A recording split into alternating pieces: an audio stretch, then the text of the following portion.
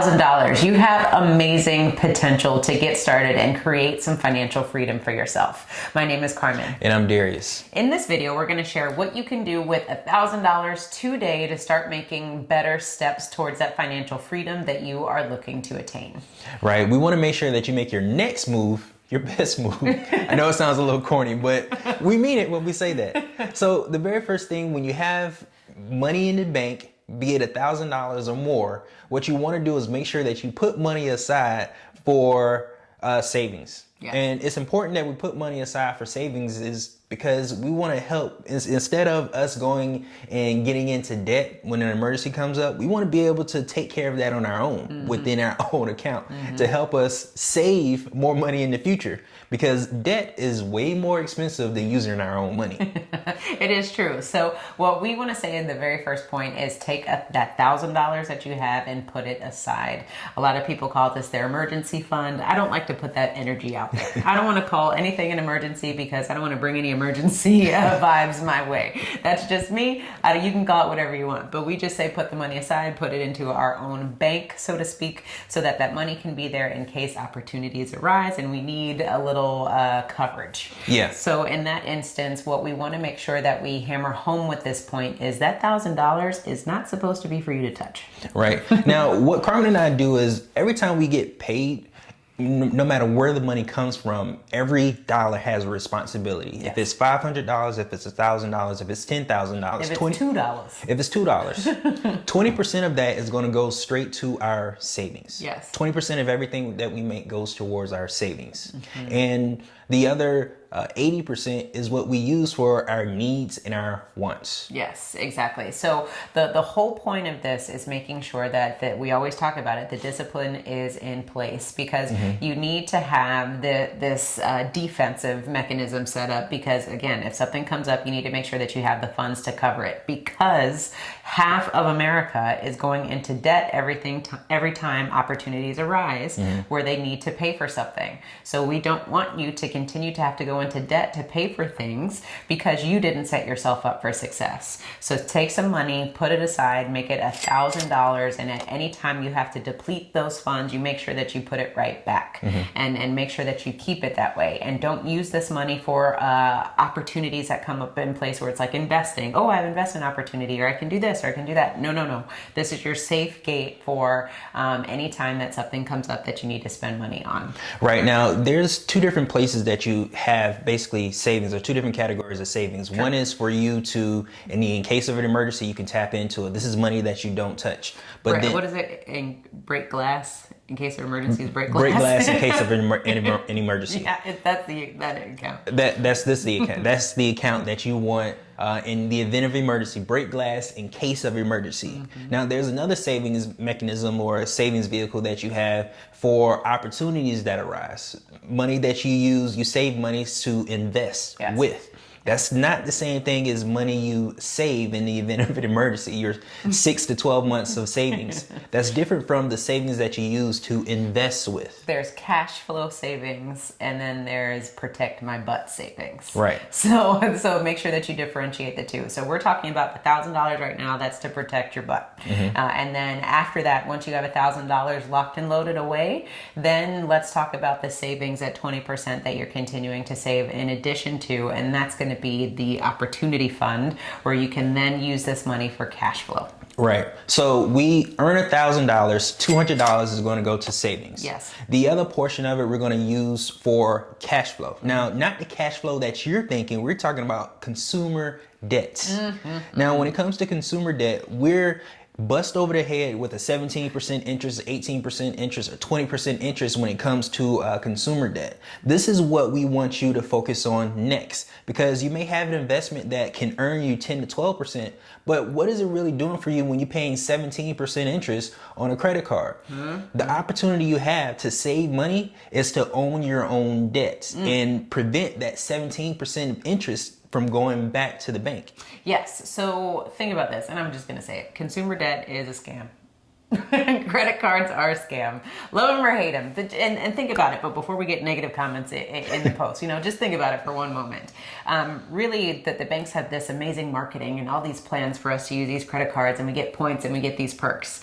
you don't get the points and perks unless you spend money. Think about that. You don't get the points and perks unless you spend money. You have to spend the money. What happens? Now you are on the hook for interest if you don't pay the balances off right. Who really, and when you think about the large percentage of folks that actually pay the balances off outright is smaller than those who don't do it. Right. So we have to think about this. We're literally taking our money and giving it away to the banks because we've fallen into this whole marketing ploy of, ooh, I want points, or I want this, or I want these perks. It costs us so much more money to have this consumer debt than if we just would have paid cash in the first place. And what happens, hold on, let me get this point out then. What happens is we end up falling into this trap where we're spending money that we don't have. That's really what credit cards are. It allows us to spend the money that we don't have so that we can continue to live outside of our means. Yeah, and I think it's like playing with fire. Like, you can use fire to cook you a nice steak, or that same fire can burn your whole house down. Yes. And that's basically what consumer debt is. For those of us that are disciplined, can take advantage of those points because we pay it off every single month. We using it as a tool. Yes. But there's those of us who have things that come up to where we can't keep up with the amount of money that we're putting on a credit card with our income. So we end up going into further and further into debt, which allows us to finance the banks. So when it comes to consumer debt, make sure you're on the right side of that. Make sure you're not the one that's paying the high interest rate, or missing a payment and getting charged late fees, or, you know, one of those ones that are putting all of their money into consumer debt to pay bills. Yes. Because that's not where we want to be. That's not how you make money. That's how you lose money.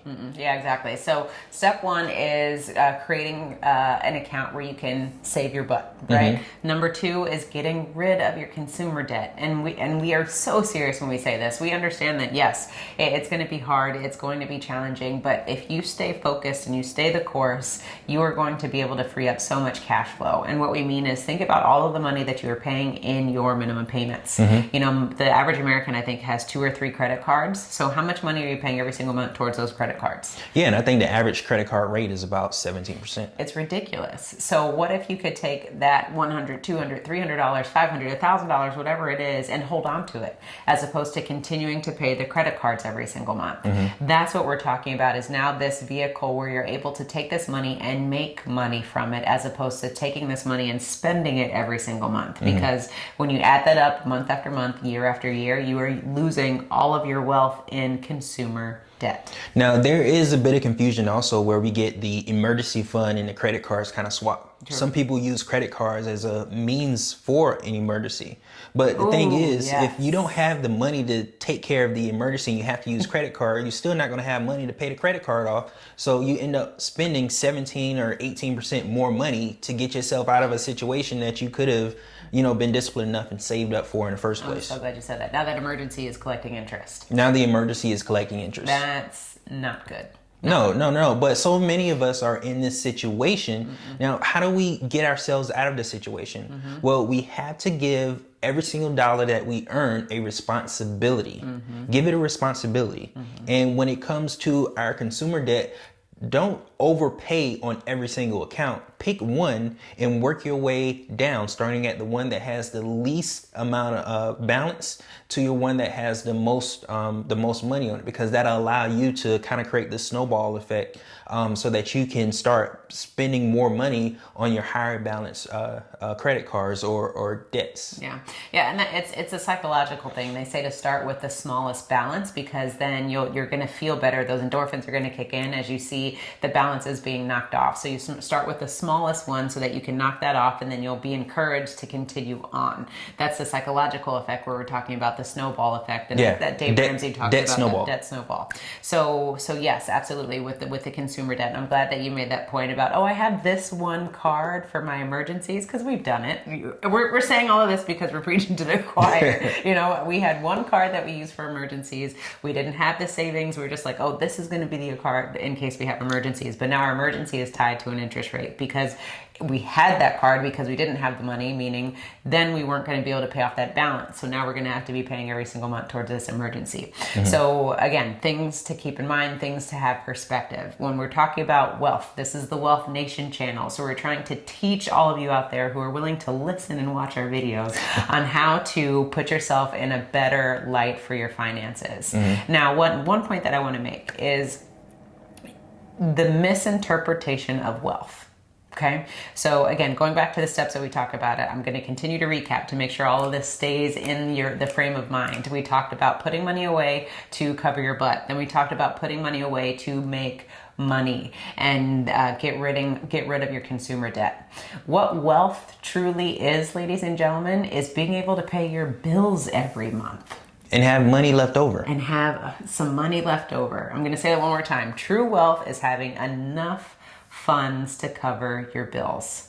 The misinterpretation of wealth these days is that you're making it rain, you're balling, you're doing all sorts of things. You're on a yacht somewhere in, the Maldives. And yes, I want to be on a yacht in the Maldives. Absolutely. Make no mistake. But we need to be able to make sure that we are appreciative and that we're grateful for the circumstance that we're in right now.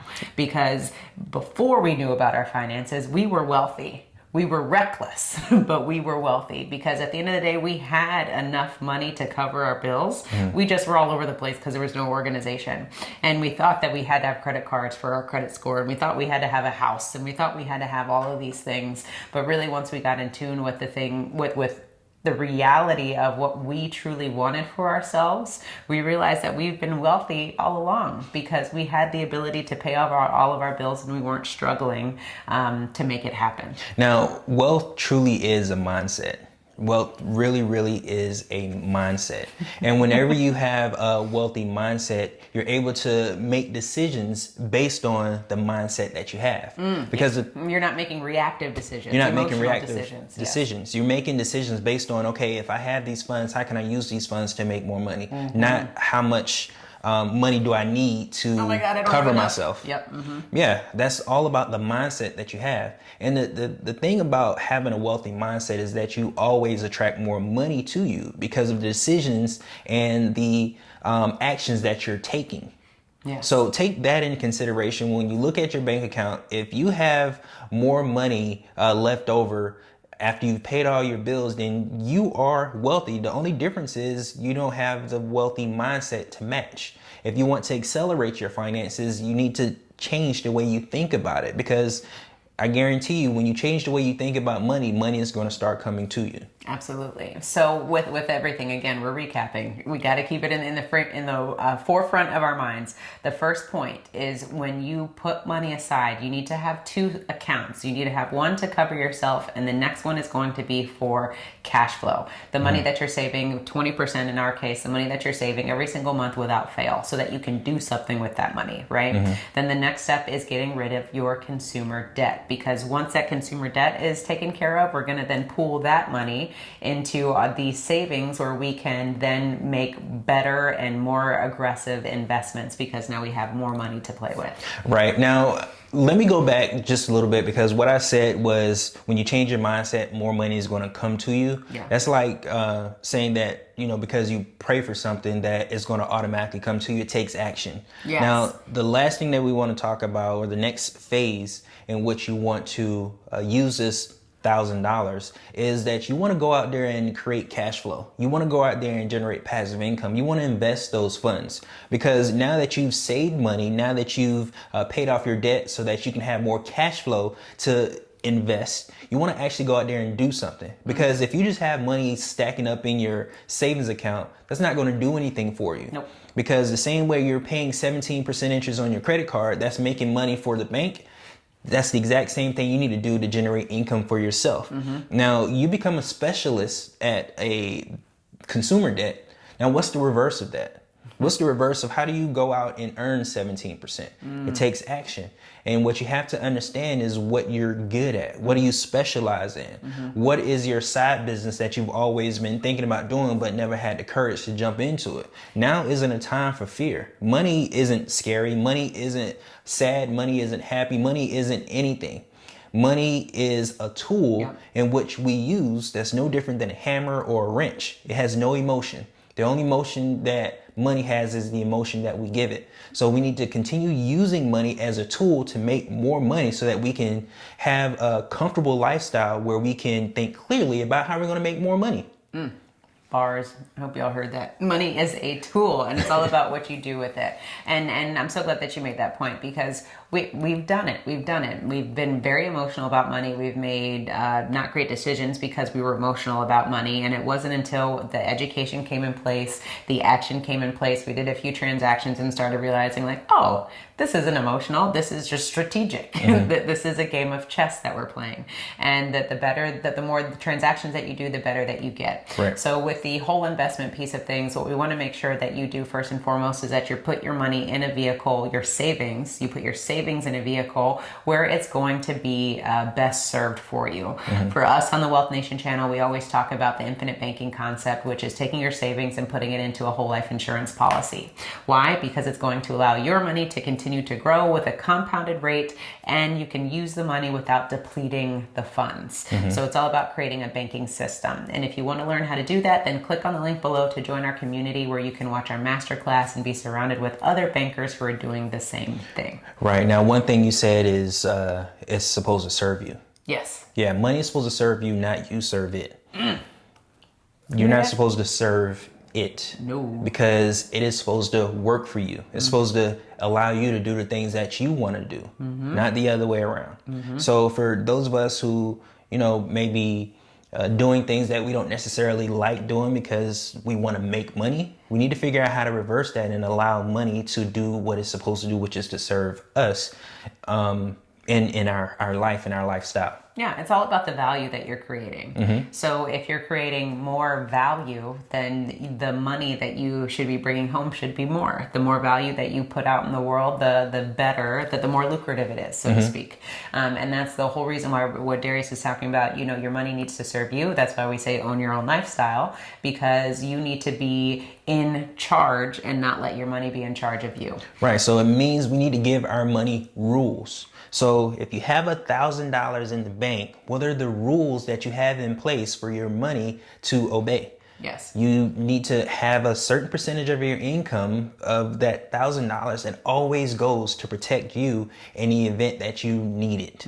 You want to have a certain percentage of your income or $1,000 that goes towards savings that you're going to use to make more money. You want to have a certain percentage of your income that goes towards the fact that you want to get out of consumer debt so that you're not spending 17% interest to maintain credit cards or consumer debt. And then you want to take that same income that you're saving, you want to go out and make money. You want to invest it. You want it to serve you. You want to earn that 17% interest instead of paying the 17% interest. Yeah, it's reverse engineering. And all we're doing is taking a blueprint of what's happening within the banking industry and we're turning it to serve us. There we go. So bringing it full circle. So again, like Darius said earlier, if you're paying 17%, then we need to flip the script and figure out how we can earn 17%. It's all about creating a system, a closed system where you can make sure that you are bringing in money through assets and you're diminishing the liabilities that you have in your life. Right. Absolutely. Absolutely. You want to reduce the amount of liabilities you have in your life because that's what's taking your money. That's the reason why you may be looking at this video in the first place, is because you're trying to figure out how to get rid of those liabilities because it's taking money out of your pocket. So last time, I'm going to recap one more time for the people who didn't hear me way in the back. Step one is get $1,000 and put it away and do not touch it. If you need to touch this money because something comes up, break glass in case of an emergency. If you need to break glass, then you need to make sure that you also fund that account again to make sure that the $1,000 is there again. The next thing with that, in addition to that, is that we're talking about two savings accounts. One is the break glass in case of emergencies. The other one is going to be your leverage account, where you are going to put your savings aside every single month without fail. And this is going to be the money that you use to invest, to create opportunities. Or maybe this is the account where you're using money to put into your policy so that you can do infinite banking. The next step is going to be getting rid of your consumer debt. So we're just on step number 2. Consumer debt, we got to get rid of it because we got to stop spending 17% and bring 17% back home. Right? Yeah. And the biggest opportunity we have is to stop spending 17% in the first place. Because if we take a look at our consumer debt and most of our money is going away, it's more efficient if we keep more of that money for ourselves so that we can use it to generate cash flow. And then the third step would be we need to figure out how to, if we're not already investing, we need to figure out how to start investing money. Now, keep in mind, you can do this all at the same time. This doesn't have to be, one step after the other, because you can actively be saving money, actively paying down debt, and then starting a side hustle at the same time. So don't think that you can't do all of this simultaneously. So for you, if you're thinking about a side hustle, if you're thinking about ways to generate more cash flow for you, you should always be strategizing and thinking about that and not waiting, because tomorrow is not guaranteed. Now, when it comes to generating income or investing, it's not always that we need to do exactly what everyone else is doing. Take a look at what we're currently doing right now. We're generating income right now. We're not going to invest in the stock market if we don't understand it. Yeah. And even the education to invest in the stock market. Whenever we want to invest in something, or whenever we want to try something new, we have to get at the back of the line to understand and gain experience in that field in order for us to start making money. So the opportunity for us to make money is further down the line than we want it to be. What we want to do is focus on something that we're good at right now, because we're already in that line. We can put ourselves ahead of the game by investing in something that we're already doing. And it's such a good point. I'm so glad that you said that, because we've done it. We got in all the lines that everybody said we should have gone into. We did everything that everyone said that we should have gone into when we weren't true to ourselves. This is a whole nother video. We need to talk about this in another video. But in this, you need to make sure that when you're doing this, you're true to yourself, and that you're not getting involved in things that other people, your mama, your daddy, your sister, everybody tells you that you need to do. I'm not saying that they don't have the best intentions for you. What I'm saying is that you need to make sure that you're true to yourself. And if you are investing or you are trying to move money, it's something that you actually care about. Yeah. Because you can't be moving money in a vehicle that you have no desire to learn and or want to get involved in. That's a trap. Yeah, and some people that we take advice from aren't making the amount of money that they don't qualify to tell us what to do with our money, because they're not making any themselves. So also be careful of the people you listen to. Unless they have $250,000 in the bank. If you got more than $250,000 in the bank, then you need to be listening to somebody who has $500,000 in the bank. So be careful who you listen to, because a lot of times the people that give us the advice don't even have the money to qualify them to give us advice. They don't qualify to them. I like that. All right, Wealth Nation, now that we have given you the steps that you need to do with your $1,000, go ahead and check out our next video where we teach you how to create your own banking system so that you can accelerate this wealth generating process for yourself. And also take a look at our 52 different ways on how you can generate passive income so that it can help you generate money for yourself and your family. And don't forget to own your own lifestyle, or someone else will.